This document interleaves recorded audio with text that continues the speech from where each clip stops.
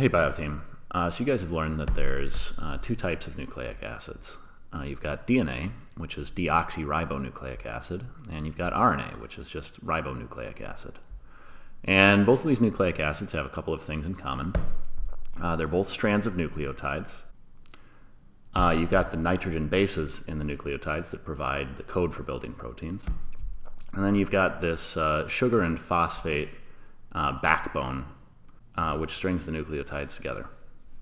But there's some structural differences between DNA and RNA too, and most of these differences boil down to the use of DNA versus the use of RNA.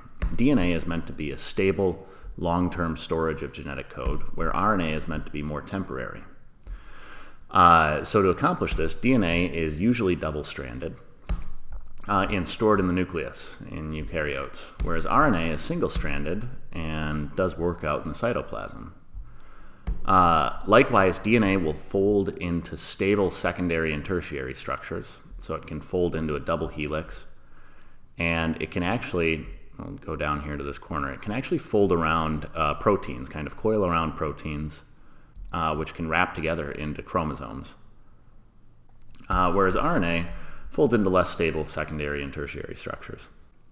Next, DNA will have nucleotides with thymine bases, whereas RNA only has uracil.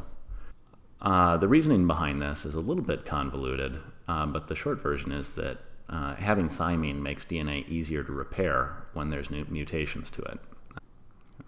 And then last, DNA has deoxyribose sugar in its backbone, and RNA only has ribose sugar. And that's where both of them get their names. DNA has deoxyribose, RNA has ribose.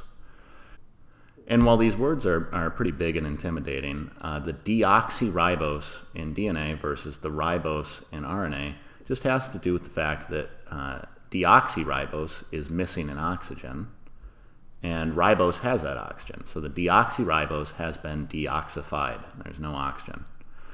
Why this is important? Well, RNA with that extra oxygen can be easily broken down by a form of hydrolysis, whereas DNA without the oxygen is much harder to break down accidentally.